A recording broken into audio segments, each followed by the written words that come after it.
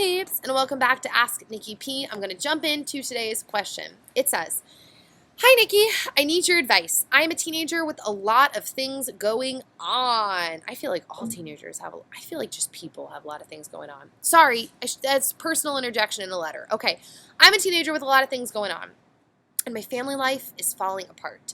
My older brother, my only sibling, will be a senior in high school in the fall of 2014. It hurts to think that this will be the last year with him. I want to be with him and build a relationship, but he hates me. He says that I am annoying and I feel like I don't matter to him. And my mom can't come home for 5 minutes without giving me a list of things to do. We don't have the best relationship and she is always getting mad at me. Plus, she does some things that I think is disgusting. I am a germaphobe and what she does is not bad, but it makes me want to stay away from her. And my dad is always coughing, farting, burping, and just about every single thing else to annoy me. To add on to that, I got my period this year, and that makes all of this 10 times worse. I have cried myself to sleep so many times, and I don't even stay in my house. I usually get home, change, get a snack, and go on my deck just to get away from people, and then I come back in for dinner and a shower. And if it is still bright, I go back to the deck. Any advice, please help. Alrighty, well, I am going to start by saying all of this sounds fairly common, and I understand. The first thing is your brother being a senior. That is a kind of common thing, brothers or older siblings to think that their younger siblings are annoying. Guaranteed, hands down, unless there's something massive I'm missing here, but I would be floored, your brother does not hate you. This is a common teenage thing. You are a teenager, your brother is a teenager, he's a boy, you're a girl. That is highly common for siblings to seem like they just hate each other, and they don't, you know. I think my siblings have probably thought that I hated them at different points in their life based on like the age gap and the way that we interact with each other. And obviously I do not hate my sisters. I love my sisters. It's a common sibling thing. Now, as far as your mom, there's something, and I'm going to say this, and some of you guys may like blatantly disagree with me, and that is totally fine. You are allowed to disagree with me. I think there is something that happens in certain personality types and in that age range, because I remember it very clearly, where we just want to have this like utopian, like a relationship, like a lovey-dovey relationship, when like moms are dealing with a lot. Moms are holding the ship down. Like they're having to run everything. And I think sometimes it comes across to a daughter or, you know, just a kid or a teenager as like, why are you always telling me to do things? But the way that a mom sees it is like, dude, I'm telling you to do things because things have to be done. Like if you don't do them, somebody has to do them. It has to be done. And this is just part of being a part of a family unit.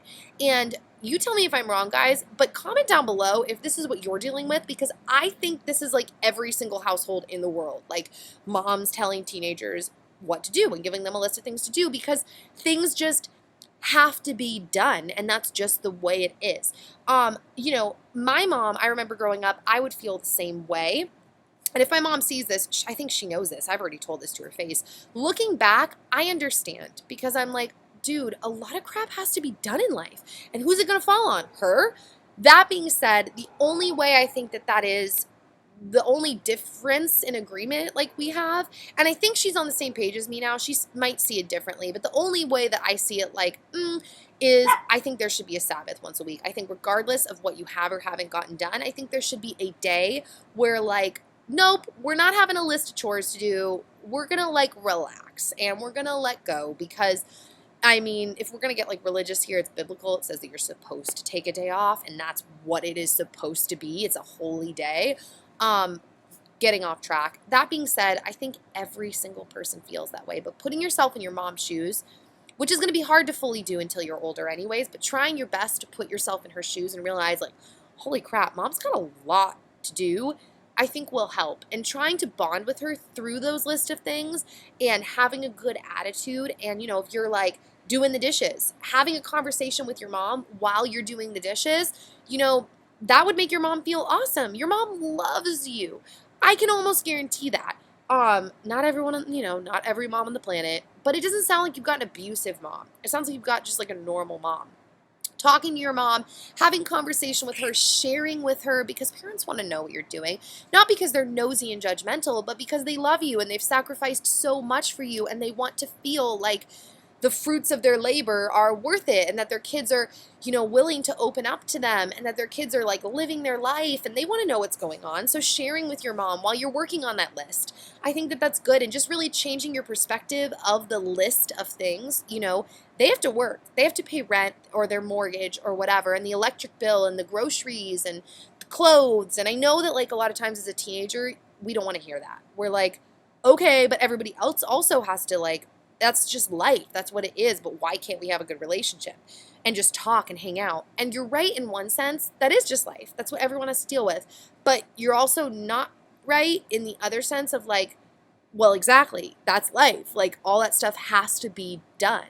And, changing your attitude about it, I think would help a lot. Now, as far as your dad, I'm just going to be a broken record here. That too is normal. I mean, Dan is like constantly farting and burping and coughing everywhere. That's a dude thing. That's like, welcome to the universe of most guys on the planet, unless they happen to be, a germaphobe too. And then in that case, they're just like farting in private, like running off to another room.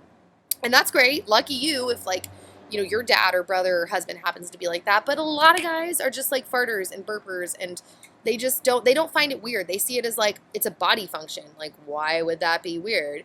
And, it is what it is. What I will say is, just try to love your family. Try to know that a lot of people don't have a family and a lot of people don't have a mom or a dad, and try to look past those things and focus on the things that you love and appreciate about your family. And honestly, I talk about this in another video, that it's worth the fight. And so the fight through of like, I don't want to freaking do the laundry or the dishes or take the dog out or take the trash out, but I'm going to fight that feeling, because we don't want to bow down to our feelings and make our feelings God, because sometimes feelings are wrong. I think in that case, that being one of them, pushing and fighting past that emotion and going, I'm going to do this, and I'm going to try to have a good attitude and talk to my mom and talk to my dad, and I'm going to force myself to laugh when my dad does those things. I think that is part of like the fight being worth it, because relationships are worth it, and all of it is easier said than done. And just know that, like, it's easier said than done, but it is worth it. And forcing yourself to not sit outside on your deck alone, it's worth it. Investing in the relationship with your family is worth it. And showing your brother that you love him, and, it's worth it. So, and having your period, that's hard. I know. I just got off of a brutal period where like for 4 days straight, 24 hours a day, I was just telling my friend this, I had cramps the whole day. Every single day for 4 days. That was almost the entire week. I was like, dang, man, I can hardly function. Like, it was annoying. But, like, even being open about that, I mean, it's kind of embarrassing, but it's like, dude, I'm on my period, and this is gnarly.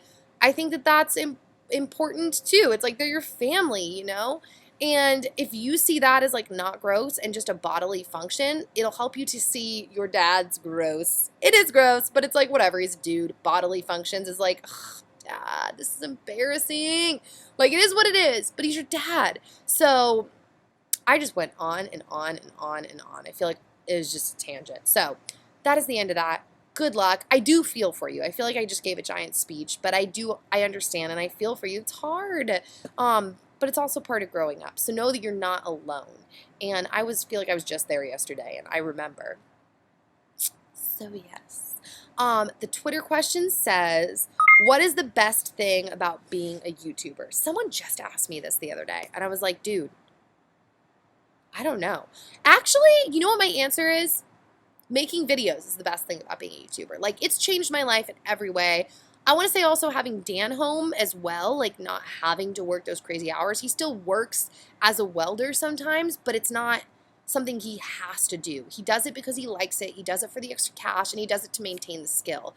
But I like making videos. Like, I like when I film a really cool video and I have a ton of fun editing it.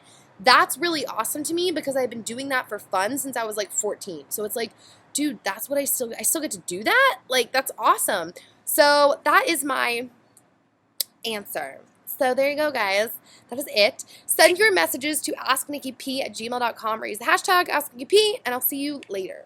Bye, guys. Burping. Okay, bye.